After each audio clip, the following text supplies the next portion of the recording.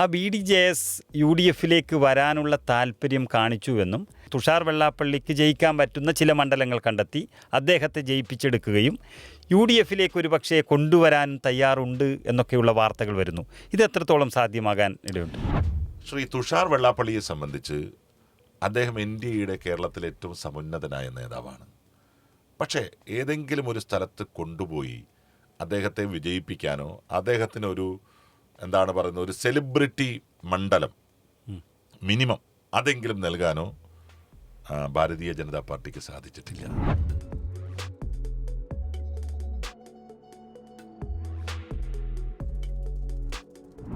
Jose K മാണിയെ സംബന്ധിച്ചിടത്തോളം ഇപ്പോൾ കോൺഗ്രസിലേക്ക് അല്ലെങ്കിൽ UDFിലേക്ക് വരുന്നതിൽ ഒരുപാട് പ്രശ്നങ്ങളുണ്ട് എന്ന് പറയുന്നു. പക്ഷേ യഥാർത്ഥത്തിൽ ജോസ് കെ മാണിയുടെ പ്രവർത്തകരൊക്കെ UDFിലേക്ക് പോയി കഴിഞ്ഞു എന്നുള്ളതാണ് ഒരു സത്യം. പണ്ട് കോൺഗ്രസിൽ നിന്ന് മാറി മറ്റു ചില പാർട്ടികൾ ഉണ്ടാക്കിയപ്പോൾ കേരളത്തിലെ ചില നേതാക്കന്മാർക്ക് സംഭവിച്ചതുപോലുള്ള ദുരന്തം ജോസ് കെ മാണിയെ സംഭവിച്ചിട്ടുണ്ടായി.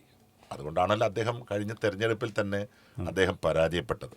അതിനുശേഷം സത്യത്തിൽ ഇടുക്കി ജില്ലയിൽ നിന്നുള്ള റോഷി അഗസ്റ്റിനും അദ്ദേഹവും തമ്മിലൊന്നും ഇപ്പോൾ വലിയ പഴയതുപോലുള്ള ഒരു സാഹോദര്യ ആത്മബന്ധമൊന്നും ജോസ് കെ മാണിയെ സംബന്ധിച്ചിട്ടില്ല.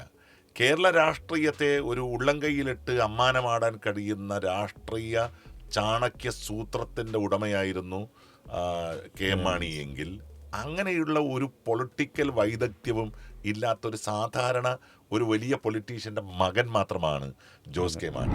കേരളത്തിലെ ക്രൈസ്തവ സമൂഹവുമായി ബന്ധപ്പെട്ട് നിൽക്കുന്ന ഒരു വലിയ പാർട്ടി എന്നുള്ള രീതിയിൽ ജോസ് കെ മാണിക്ക് ഈ മുന്നണി സംവിധാനത്തിൽ ഇനി ഒരു ചുക്കും ചെയ്യാൻ സാധിക്കില്ല എന്നുള്ളതാണ്.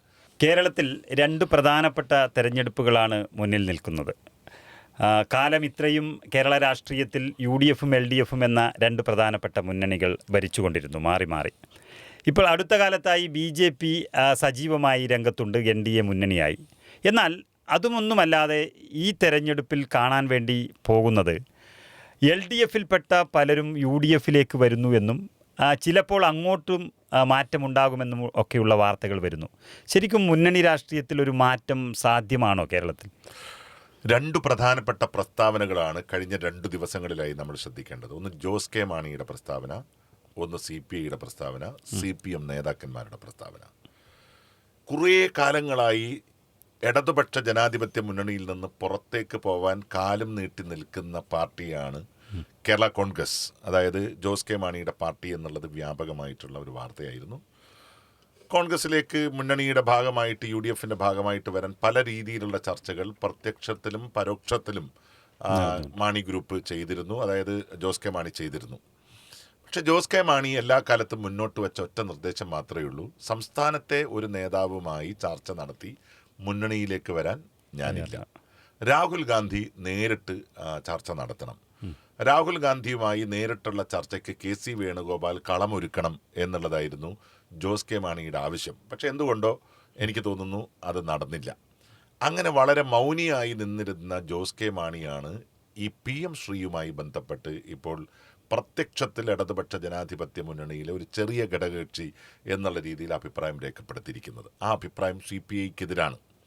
എന്ന് പറഞ്ഞാൽ രണ്ടാമത്തെ മുന്നണിയിലെ രണ്ടാമത്തെ ഘടകകക്ഷി എന്നുള്ള പരിവേഷം CPIക്ക് അങ്ങനെ ഒരു പരിവേഷം നഷ്ടപ്പെട്ടാൽ ആ സ്ഥാനത്തേക്ക് തങ്ങൾക്കുയരാം എന്നുള്ളൊരു ചിന്ത സ്വാഭാവികമായും ജോസ് കെ മാണിക്കുണ്ട്. രണ്ടാമത്തെ കാര്യം, ജോസ് കെ മാണിയും ഒരർത്ഥത്തിൽ കേന്ദ്രത്തിലെ പല BJP നേതാക്കളുമായി വലിയ ആത്മബന്ധം പുലർത്തുന്ന ഒരാളാണ്. കേരളത്തിൽ ക്രൈസ്തവ വിഭാഗത്തിൽ നിന്ന് ഒരു ഒഴുക്ക് ഏതെങ്കിലും കാലഘട്ടത്തിൽ BJPക്ക് ഉണ്ടായിക്കഴിഞ്ഞാൽ അതിൻ്റെ അമരത്തിരിക്കാൻ ആഗ്രഹിക്കുന്ന ഒരാളാണ് ജോസ് കെ മാണി. അപ്പോൾ ജോസ് കെ മാണിയെ സംബന്ധിച്ച് ഇപ്പോൾ വെള്ളാപ്പള്ളി നടേശനും അദ്ദേഹത്തിൻ്റെ മകനും എങ്ങനെയാണോ 2 പൊളിറ്റിക്സിനെ കൈകാര്യം ചെയ്യുന്നത് എന്ന് പറയുന്നത് പോലെ BJPയെയും CPMനെയും ബന്ധിപ്പിക്കുന്ന ഒരു ഇടനിലക്കാരനെ പോലെ ഭാവിയിൽ പ്രവർത്തിക്കാൻ സാധിക്കുമെന്നൊരാഗ്രഹം ജോസ് കെ മാണിയെ സംബന്ധിച്ചിട്ടുണ്ട്. അതുകൊണ്ടാണ് ഞാൻ പറയുന്നത്, ഈ തെരഞ്ഞെടുപ്പോടുകൂടി ഒരുപക്ഷെ പഞ്ചായത്ത് തെരഞ്ഞെടുപ്പിൽ നമുക്കത് പ്രത്യക്ഷത്തിൽ വളരെ അഗ്രസീവായി കാണാൻ പറ്റില്ല. പക്ഷേ മധ്യ കേരളത്തിലും തെക്കൻ കേരളത്തിലും പല ജില്ലകളിലും ഈ അടിയൊഴുക്ക് നമുക്ക് 100% കാണാൻ വേണ്ടി സാധിക്കും. പക്ഷെ പഞ്ചായത്ത് തെരഞ്ഞെടുപ്പ് കഴിയുന്നതോടുകൂടി ഈ ഒരു മുന്നണി സംവിധാനം പ്രത്യക്ഷവൽക്കരിക്കപ്പെടുക തന്നെ ചെയ്യും കേരളത്തിൽ. അങ്ങനെ വരുമ്പോൾ ഇത്രയും കാലം കേരളത്തിലെ വാട്ടർ ടൈറ്റ് കമ്പാർട്ട്മെൻറ്റുകളെപ്പോലെ ഈ സംസ്ഥാനത്തിൻ്റെ മതേതരത്വവും ജനാധിപത്യവും സംരക്ഷിക്കുന്നതിൽ പരസ്പരം മത്സരിച്ച രണ്ട് മുന്നണികൾ, അങ്ങനെ തന്നെ നമുക്ക് പറയാം, രണ്ട് മുന്നണികൾ എന്നുള്ള രീതിയിൽ കേരളത്തിൻ്റെ മതേതരത്വത്തെ സംരക്ഷിച്ച ഈ മുന്നണി സംവിധാനം തകരും. ഇടതുപക്ഷ ജനാധിപത്യ മുന്നണി എന്ന പെരുംകോട്ടയ്ക്കകത്തേക്ക് വെള്ളം ഒഴുകി വരും. ആ വെള്ളം എന്ന് പറയുന്നത് വലിയ ജീർണജലമായിരിക്കും. കേരളത്തിൻ്റെ മതേതര ഭൂമിയെ തകർക്കാൻ വേണ്ടി പോകുന്ന മലീമസമായിട്ടുള്ള മതാന്ധത ബാധിച്ച ഒരു വലിയ പ്രവാഹം LDFിലേക്ക് അനധിവിദൂര ഭാവിയിൽ സംഭവിച്ചാൽ അത് കേരളത്തിന് തന്നെ അപകടകരമായിട്ട് മാറും. അങ്ങനെ ഒരു മുന്നണി സമവാക്യ വ്യത്യാസം തീർച്ചയായിട്ടും ഈ ഘട്ടത്തിൽ നമുക്ക് കാണാൻ കഴിയുന്നതാണ്.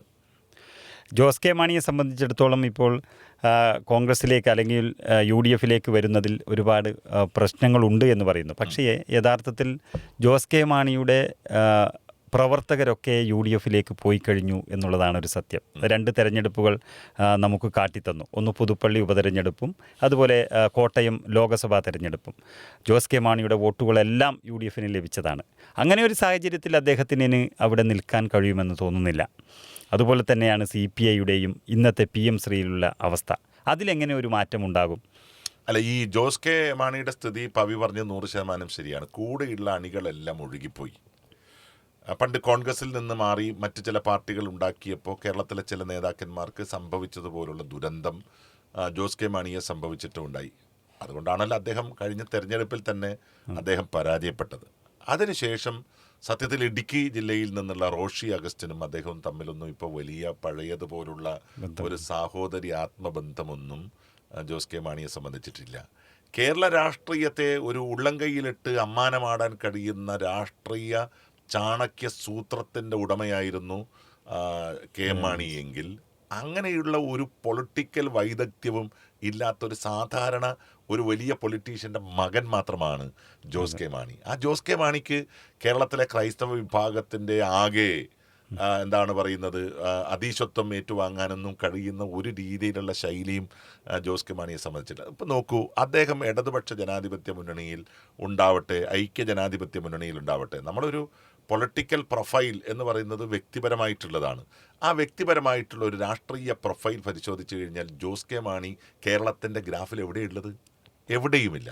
അത് തിരിച്ചറിഞ്ഞ കേരളത്തിലെ ക്രൈസ്തവ വിഭാഗം, ആ ക്രൈസ്തവ വിഭാഗം പണ്ട് KM മാണിക്ക് പിന്തുണ നൽകിയതുപോലെ, ഉമ്മൻചാണ്ടിക്ക് പിന്തുണ നൽകിയതുപോലെ ഇപ്പോൾ KM മാണിയുടെ പാർട്ടിക്ക് പിന്തുണ നൽകാൻ തയ്യാറല്ല.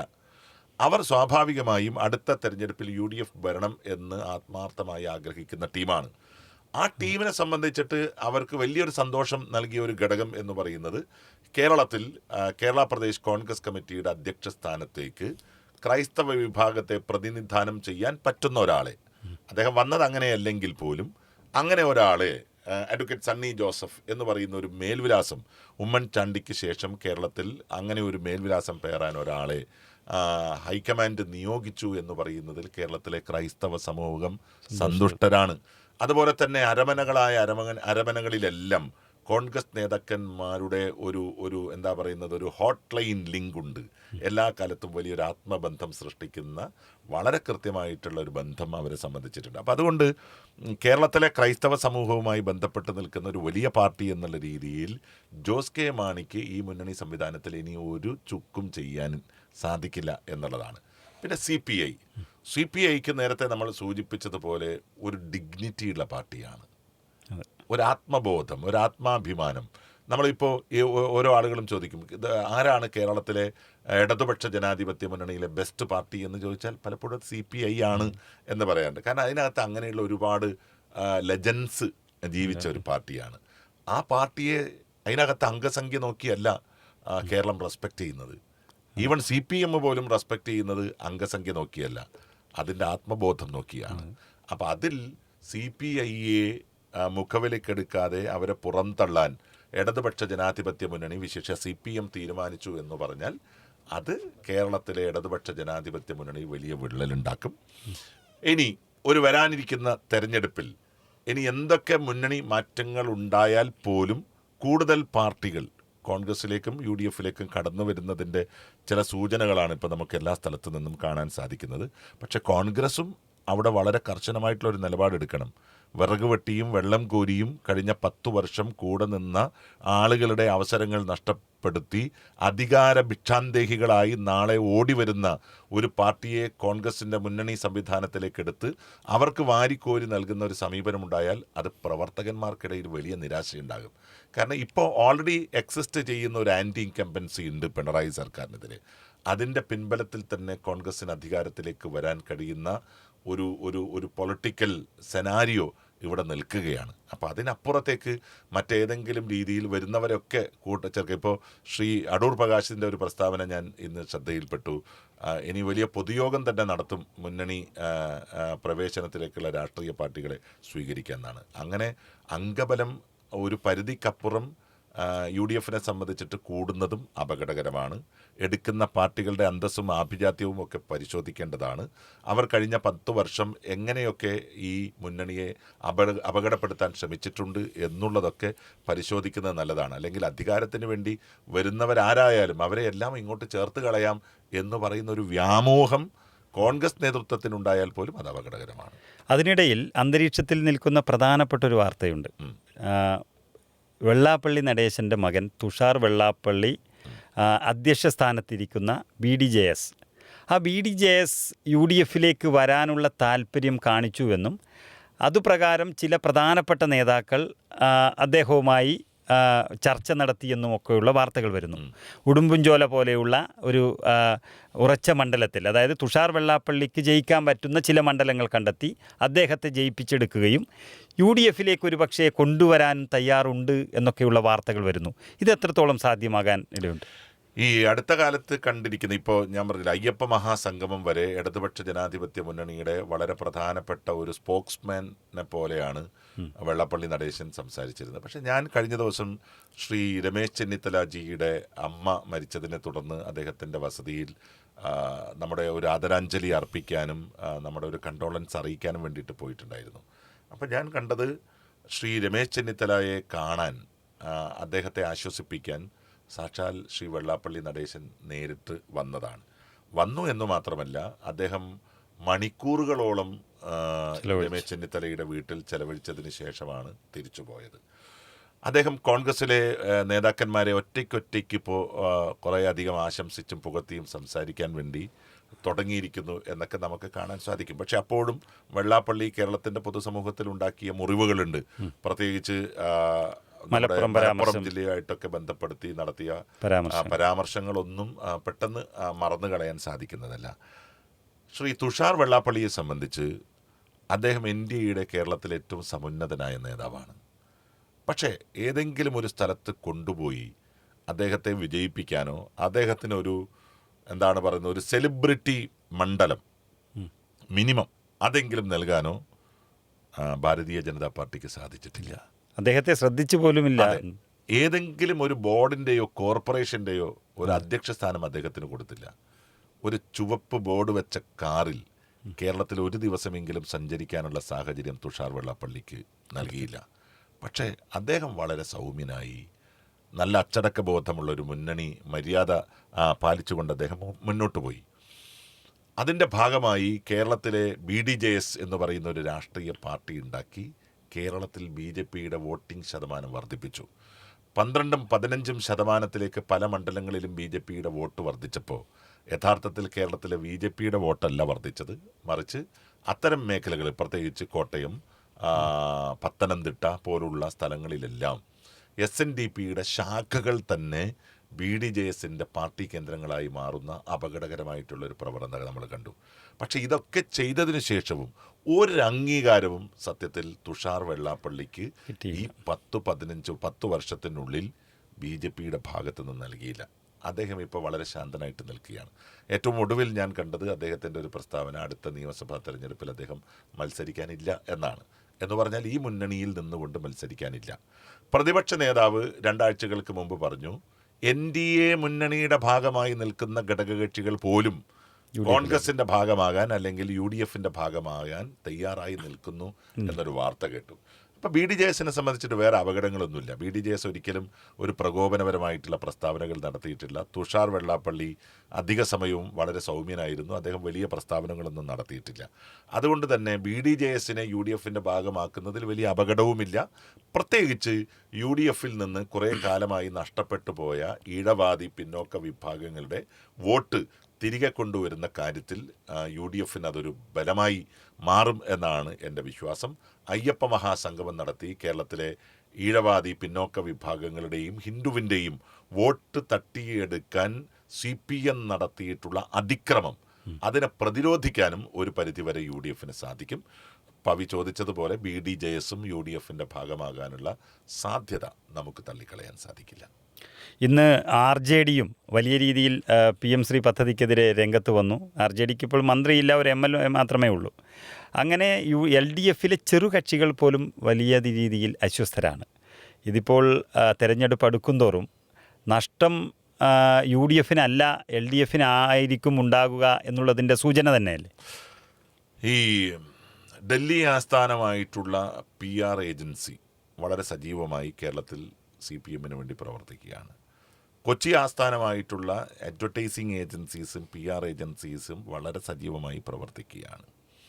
കേരളത്തിലെ മിനിമം 80 സീറ്റുകളെങ്കിലും ഫോക്കസ് ചെയ്ത് ഇടതുപക്ഷ ജനാധിപത്യ മുന്നണിയെ അധികാരത്തിലെത്തിക്കാനുള്ള ശ്രമങ്ങളാണ് ആ ഭാഗത്ത് നടക്കുന്നത്. പക്ഷേ ഘടകകക്ഷികൾ കാണിക്കുന്ന ഈ ഒരു അസ്വസ്ഥത വളരെ കൃത്യമായ ഒരു കാര്യം കേരളത്തോട് വിളിച്ചു പറയുകയാണ്. ഇനി പിണറായി വിജയൻ അധികാരത്തിലേക്കില്ല, CPMന്റെ നേതൃത്വത്തിലുള്ള മുന്നണി അധികാരത്തിലേക്കില്ല. അതുകൊണ്ട് പറയാനുള്ളതെല്ലാം ഇത്രയും കാലം വിങ്ങിക്കെട്ടി എവിടെയെങ്കിലും ഒന്ന് പൊട്ടിക്കരയാൻ ഒരവസരം കിട്ടിയാൽ പൊട്ടിക്കരയാമായിരുന്നു എന്ന് ചിന്തിച്ച് ജീവിച്ച ചെറു ഘടകകക്ഷികൾ മുതൽ CPI വരെ പൊട്ടിത്തെറിക്കുന്നത് ഇനിയൊരു സ്കോപ്പില്ല ഈ മുന്നണിക്ക് എന്നുള്ളതാണ്. അതുകൊണ്ടാണ് ഞാൻ പറയുന്നത് അവിടെ UDFും വളരെ ശ്രദ്ധിക്കണം. ഇനി ക്യൂ ആയിരിക്കും മുന്നണിയിലേക്ക് വരാനുള്ള ആളുകളുടെ എണ്ണം. അങ്ങനെ വരുമ്പോൾ ഒരുപാട് ആളുകളുടെ അവസരം നഷ്ടപ്പെടും ഇതിനുവേണ്ടി ഇത്രയും കാലം കഷ്ടപ്പെട്ടവരുടെ. അതുകൊണ്ട് മുന്നണി പ്രവേശനമാകാം, പക്ഷേ അവിടെ ഒരു വളരെ കൃത്യമായിട്ടുള്ള സ്ക്രൂട്ടനിങ് UDFനെ സംബന്ധിച്ചിട്ട് ആവശ്യമാണ്. അല്ലാതെ വരുന്നവനെയും പോകുന്നവനെയും ഒക്കെ കയറ്റുന്ന ഒരു താവളമായിട്ട്, അല്ലേ, അങ്ങനെ ഒരു താവളമായിട്ട് UDF മാറാൻ പാടില്ല.